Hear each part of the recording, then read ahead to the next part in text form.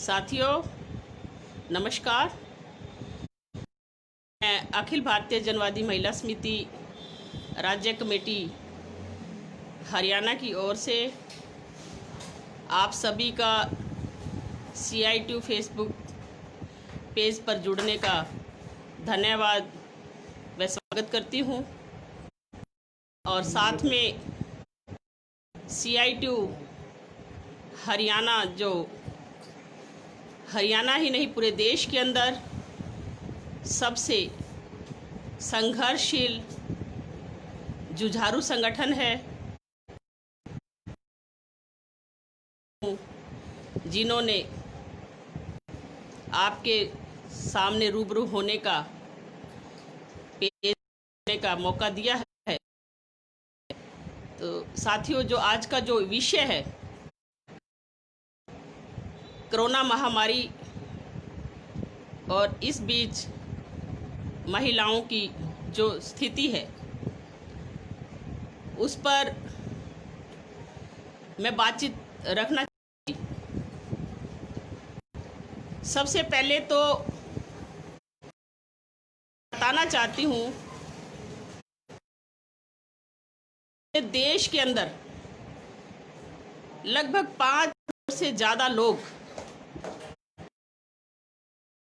रोटी कमाने के लिए, बच्चों का पालन पोषण करने के लिए एक राज्य से दूसरे राज्य में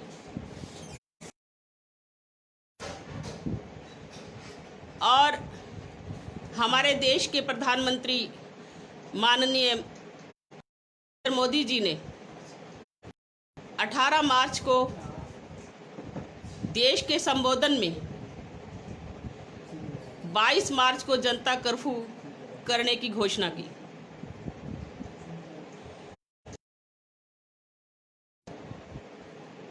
को 5 बजे के बाद सिर्फ देखते हुए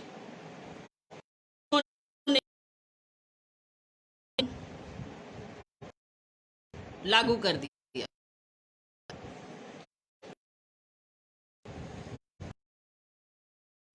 जो मजदूर जो जहां थे वो वहीं रुक गए और लॉकडाउन के तहत जब 2 हफ्ते हो गए तो लोगों के सामने एक भारी समस्या पैदा होने लगी। वो ये कि लोगों के पास जो थोड़ा बहुत करने लायक पैसा था या राशन था, और लोग 4-5 राशन के लिए, रोजगार के लिए हमारे प्रधानमंत्री जी अपने भाषण में, संबोधन में ये बोलते रहे कि लोगों को चिंता करने की ज़रूरत नहीं है, आप जहाँ भी हैं हम आपके लिए राशन की व्यवस्था करेंगे, आपके लिए पैसों का इंतज़ाम करेंगे, आपके खातों में पैसा भेजेंगे। लेकिन साथियों, भी हकीकत में ज़मीन पर जो लोग रह रहे हैं और जो अनुभव हैं, वो बता रहे हैं कि अभी तक भी गिने चुने लोगों को ही कुछ राहत मिल पाई है, जिसमें कि सरकार ने ये कहा कि जो रेहड़ी वाला है, जो घरेलू कामकाजी महिलाएं हैं, जो भी कुछ छोटा मोटा काम करते हैं, उनके खाते में हम 1000 रुपये और उन परफॉर्मा तैयार कर दिया कि आप इस फार्म को भरो, और उसके बाद पंच सरपंचों को, पार्षदों को अथॉरिटी दी कि वो साइन करें। एक तरफ लॉकडाउन, दूसरी तरफ लोगों को सड़कों पे ये फार्म भरने के लिए लाइनों में, लंबी लंबी लाइनों में लगा दिया। लोगों ने कोरोना महामारी का चिंता के चलते उन्होंने वो फार्म भी भरे। अभी तक दिन हो गए हैं, लेकिन अभी तक भी कुछ ही गिने चुने लोगों के पास वो 1,000 रुपये पहुंचा है। लोगों के पास, उन जरूरतमंद लोगों के पास, उन ऑटो वालों के पास, उन रेहड़ी वालों के पास, घरेलू कामकाज महिलाओं के पास कोई भी राहत नहीं गई है अभी। दूसरी तरफ हमारी सरकार ने हम आपको राशन देंगे। मोदी जी ने अपने भाषणों में ये कहा कि जिसके पास जो भी राशन कार्ड है उसी पे हम राशन देंगे, आपको कोई चिंता करने की जरूरत नहीं है। और जिसके पास राशन कार्ड नहीं और उसके तहत उनको 3 महीने राशन मिलेगा। असलियत में हालात क्या है? असलियत में जो बीपीएल लोग हैं हरियाणा के अंदर 6.5 लाख के करीब बीपीएल परिवार हैं, उनको पहले ही राशन डिपो के माध्यम से 5 किलो गेहूं और चीनी और तेल मिलता था। लेकिन सरकार ने इस कोरोना महामारी के दौरान लॉकडाउन के चलते सिर्फ एक एक्स्ट्रा जो चीज़ दी है वो सिर्फ एक चने की दाल और एक नमक की थैली ही बढ़ाई है। उसके साथ साथ जो टोकन कार्ड बनाए गए हैं, उन टोकन कार्ड को भी जो मई में लास्ट के हफ्ते में लोगों को मिले हैं हरियाणा के अंदर भी हजार एक जिले में लोगों ने अप्लाई किया, आवेदन, लेकिन वो सिर्फ गिनती में ही कुछ गिने चुने लोगों के वो टोकन कार्ड बने।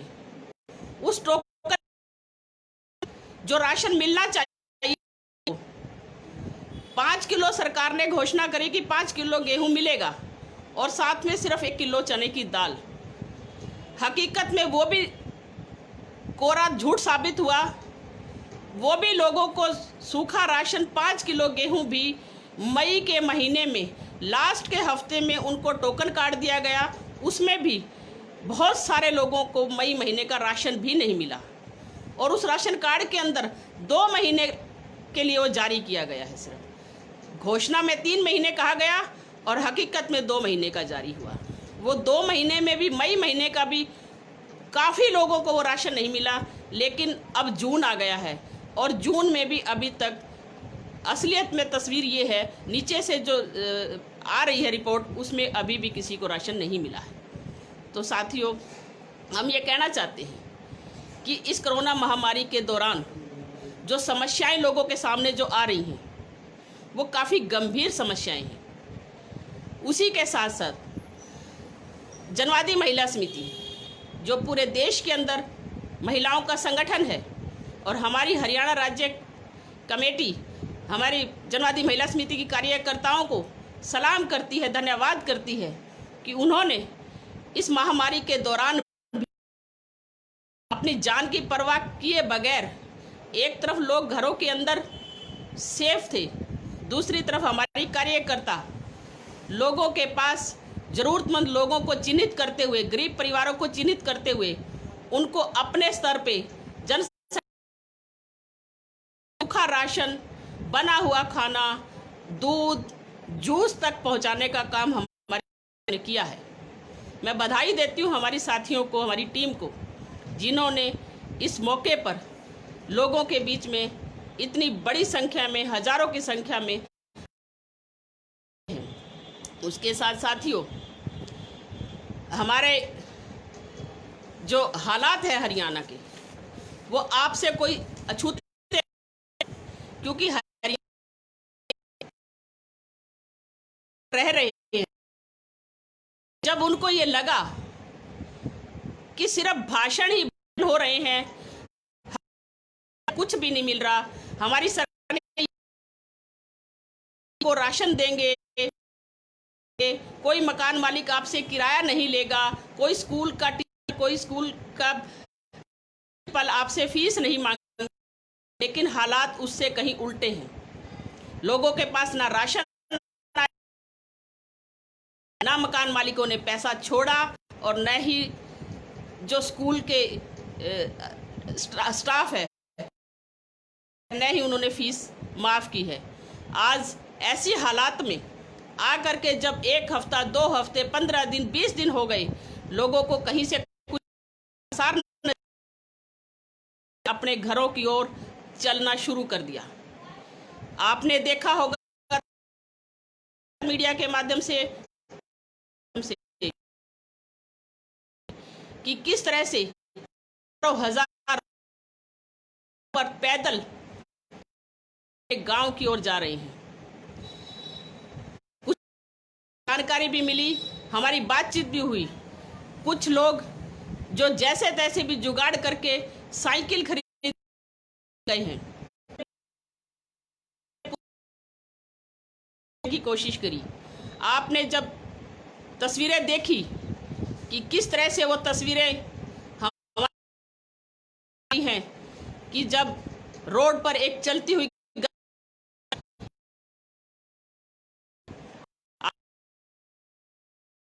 कि एक अपने मरे हुए बच्चे को लेकर के अपने गांव की ओर जा रहा है, अपने प्यार को, उस बच्चे को, मरे हुए को अपने सीने से लगा के चल रहा है। लेकिन वो उस समय जब रास्ते में रोका, सामने आया बच्चा, जो मेरा बच्चा मर चुका है और वो गोद में लिए हुए चल रहा है।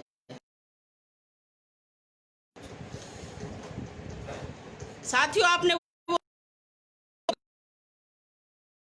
साल की बेटी ज्योति फिर बिठाकर 1000 किलोमीटर दूर लेकर साथ,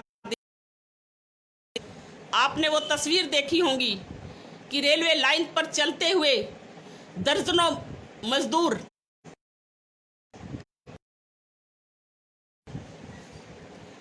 ऐसी हालात, ये जो आने वाले समय में इसको देखेगा तो जो सत्ता है उसके अंदर नजर आएगी। तो आज हालात जो देश के अंदर, हरियाणा के अंदर जो बने हुए हैं, महिलाओं का असर है।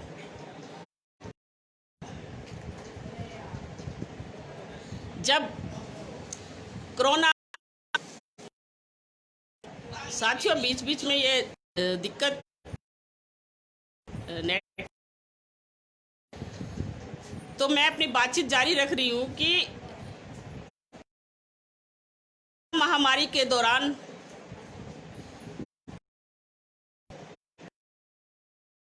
कि इस बीमारी का दुष्प्रभाव पड़ेगा, को नहीं छोड़ेगा, ये सबको घेरेगा। लेकिन कि सबसे ज्यादा वो महिलाओं पे पड़ा है, क्योंकि महिलाओं ही सबसे ज्यादा चिंता है इस बात की कि उसके काम छूट गया है। उसको चिंता है इस बात की कि उसके पति का काम छूट गया। वो घरेलू कामकाजी महिलाओं को चिंता है, काम करके अपना पोषण करती थी, उसका काम छूट गया है। जो 20 पे काम करने वाली महिलाएं थी, उनके सामने रोजी रोटी का संकट पैदा हो गया है। तो हमारी जो महिलाओं को सबसे ज़्यादा इसका प्रभाव जो है पड़ा है इस पे, क्योंकि वो घर उनको रसोई चलानी है, और सबसे ज़्यादा महिलाओं पर इस दौरान हिंसा भी, क्योंकि जब पूरा परिवार 24, वो सारा दिन घर के काम का बोझ भी उस महिला पे पड़ा, और उसको कोई आमदनी का भी रिसोर्स नहीं है। उसको इस बात की भी चिंता है कि शायद आगे कुछ काम मिलेगा या नहीं मिलेगा। महिलाओं पे पड़ा, एक तरफ तो महिलाओं में पहले ही खून की कमी है, महिलाओं पे इस तरह का जो बोझ मानसिक बोझ जो पड़ा है, इसका जो कोरोना महामारी के दौरान जो लॉकडाउन के तहत पड़ा, सरकार से भी अपने संगठनों के माध्यम से हमने कई बार लिखित में मांग पत्र भेजे हैं हमने कि ऐसे समय में लोगों को सूखा राशन दिया जाए। प्रति आज की दूसरी रसोई की वस्तु वो उनको दी जाए और साथ में उनके हाथ में पैसा भी हो। 7,500 रुपये उनको 3 महीने के लिए हर महीने 7,500 रुपये उनको दिए जाएं। उसके साथ एक वर्ग और इससे पर जो आंगन है, उनके अंदर जो खाना बनाने वाली मदर ग्रुप स्वयं सहायता समूह की महिलाएं हैं, जो बहुत ही थोड़े पैसे में 15-15, 16-16 साल से काम कर रही थी, उनको 2-2, 3-3 साल हो गए, पैसा ही नहीं मिलता, उनका मेहनताना ही नहीं मिलता। लेकिन इस लॉकडाउन के तहत भी एक तरफ तो हमारी सरकार ये बोलती है कि आपको बिना काम किए और आपका कोई कंपनी मालिक पैसा नहीं रखेगा, लेकिन दूसरी तरफ खुद ही उनके किए हुए काम का मेहनताना भी नहीं दिया और इस लॉकडाउन के तहत जो उनके ऊपर और ज़्यादा भारी समस्याएं पैदा हुई है, उनको घर चलाने में जिस तरह से उनको दिक्कतें आ रही हैं, उनको आज तक भी 1 रुपया नहीं दिया गया। तो इसके तहत जो महिलाओं पे जो प्रभाव पड़े हैं वो बहुत ही ज़्यादा गंभीर हैं। तो साथियों, ऐसी हालात में जो लोग गांव में चले गए और जो यहाँ रह रहे हैं, जब उनसे बातचीत होती है तो वो महिलाएं हमारी फ़ोन करती हैं, बात करती हैं, बताती हैं कि आगे होगा क्या, हमें ये चिंता सता रही है। हमें इस बात की चिंता है कि अब आगे काम बचेगा कैसे, क्योंकि कंपनियों में भी छटनी हो रही है, वहाँ से भी मज़दूरों को काम से निकाला जा रहा है और जो काम किया हुआ था उसका पैसा भी नहीं दिया गया। मकान का किराए की चिंता उनको अलग सता रही है। बिजली के बिल वो भी सरकार ने जैसे पहले आते थे उसी के हिसाब से भेज दिए गए हैं। किसी तरह की कोई राहत लोगों को मिलती नज़र नहीं आ रही है। इसीलिए आज लोग चिंता कर रहे हैं कि काम नहीं है, पैसा नहीं है, कोई रोजगार नहीं है, राशन नहीं है, तो आगे हालात कैसे होंगे। तो इसीलिए हमारे कुछ साथियों ने जब लोगों से बातचीत की तो उन्होंने बताया कि जब हमने कहा कि आप लोग ऐसा क्यों सोच रहे हैं, सरकार ने तो आपके खाते में 4,500 रुपये मज़दूरों के डाले हैं, आपके खाते में जनधन खाते में 500 रुपये आए हैं, आपको खाने की कह रहे हैं कि हम बहुत 3,000 करोड़ रुपए आपके लिए पास किया, आपको राशन मिलेगा। लेकिन उन लोगों ने, महिलाओं ने कहा कि हमें किसी तरह से भी अभी कोई राहत नहीं मिली है। ये सब झूठ के पुलिंदे हैं, सिर्फ भाषण ही भाषण है। हम भाषण नहीं सुनना चाहते, हम राशन चाहते हैं। ये लोगों ने बार बार हमें ये कहा है। तो इसीलिए बहुत सारी महिलाओं ने ये बताया कि राशन की जहाँ तक आप बात करते हैं, राशन हमें बना हुआ खाना जो 1.5 घंटा लंबी लंबी लाइनों में धूप में खड़े होकर के कटोरा लेके लाइनों में लगने के बाद मिला है। खाने को हम 3 बजे खाते थे, पूरा परिवार सुबह से शाम तक भूखा रहता था। उसके बाद हमें बना कहीं कहीं पॉइंट बने हुए थे, वहाँ जाके हम लेके आते थे। तो उनका ये कहना है एकदम से अलग ग्रुप बना दिए जाएं, जिसके माध्यम से सूखा राशन मिल जाए और हम बच्चों का पेट पाल सकें, और साथ में हमें हम किसी के दरवाजे ना जाना पड़े हमें। तो ये लोगों की एक नीचे से आई है। एक बातचीत और हमारे कुछ साथियों से हमने बात की। एक महिला गांव से, दरभंगा से, तो जब मैंने उससे पूछा कि आप यहाँ कैसे आई हैं, तो उन्होंने कहा कि मैं यहाँ से अपने गांव गई थी और मेरा एक बेटा यहाँ छोटा सा है जो 13 साल का है, वो अकेला और मैं उसके साथ रहती थी, और मैं गांव में जाने के बाद लॉकडाउन के तहत उसमें फंस गई, और अब मैं जैसे तैसे वहाँ से आई हूँ। लेकिन हमारे वहाँ पे गांव की ये स्थिति है कि लोगों ने अपने परिवारों में, किसी ने भैंस, किसी ने बकरी, किसी ने अपनी गायें बेच के अपने परिवारों को खर्चे भेजे हैं, किसी ने गहना बेचा है, किसी ने ब्याज पे पैसा उठाया है। हमने कभी नहीं देखी कि जिसके चलते लोगों को अपने पशु भी बेचने पड़े कि वो अपने पास बुला लें या अपने परिवार के पास उनको खाने के लिए, राशन के लिए कुछ पैसा भेज पाए।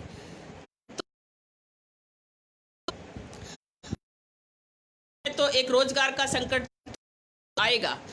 तो हम अपने संगठन की ओर से ये सरकार से भी मांग करते हैं कि लोगों को सूखा राशन, उनको रोजगार की गारंटी, शहरों के अंदर भी उनको काम दिया जाए। महिलाओं को, जो घरेलू कामकाजी महिलाएं हैं, जो अब कुछ काम नहीं कर पा रही, जिनका घर ही उन्हीं के काम से चलता था, कई जगह पे हमारे ज़िलों पे हमने मांग पत्र भी दिए हैं, सरकार को अवगत कराया है कि जो गरीब लोग हैं जिनके पास कोई काम नहीं बचा है, उनको काम दिया जाए और उस काम के तहत उनको कुछ पैसा मिले ताकि वो अपना घर चला सके। तो इन सब बातों को लेके हम अपने आंदोलन भी लॉकडाउन के तहत सोशल डिस्टेंस करते हुए जारी रखे हुए हैं।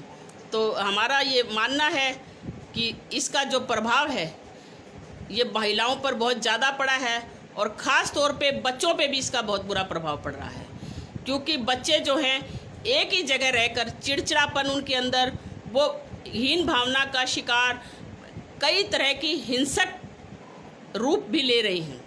क्योंकि स्कूल के अंदर जो ऑनलाइन जो पढ़ाई हो रही है, उस पढ़ाई से भी बच्चों के पास बहुत सारे ऐसे लोग हैं जिनके पास फ़ोन भी नहीं है। तो जो पढ़ाई भी इस समय पे उनकी इसी तरह से नहीं हो पा रही, लोगों को खाना नहीं मिल रहा, लोगों को रहने का, जो सोशल डिस्टेंस की बात करते हैं, एक बड़े बड़े शहर हैं जिनके अंदर सिर्फ 6 बाई 6 का कमरा है, उसके अंदर 8-8 लोग रह रहे हैं, तो कैसे हो पाएगा सोशल डिस्टेंस। तो उसके साथ उनको खाने को वहाँ पे के मोहल्ले में बिजली नहीं आ रही है, पानी नहीं है, कई एरिया में आ रहा, गंदगी फैल रही है। तो ऐसे हालात में एक जो गर्मी का समय और आ रहा है,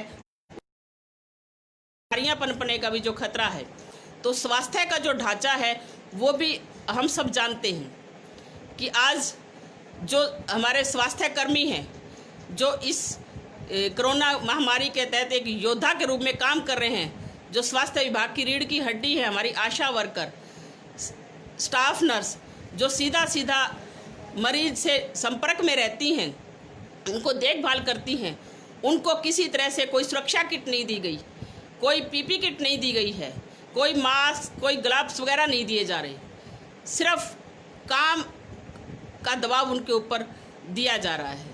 तो ऐसी हालात में उनका भी सरकार ध्यान दे और आम जनता का भी दे, ये हम इस कहना भी चाहते हैं इससे। तो आप लोगों ने जो सुना है, जो इस पे फेसबुक पे जो जुड़े हैं, जो बहुत सारे कमेंट लाइव आ रहे हैं, मैं आप सबका धन्यवाद करती हूँ जनवादी महिला समिति की ओर से, और ख़ास तौर पे CI2 हरियाणा का, जिन्होंने आज आपसे रूबरू होने का मौका दिया है। तो साथियों, आप सबका बहुत बहुत धन्यवाद। नमस्कार।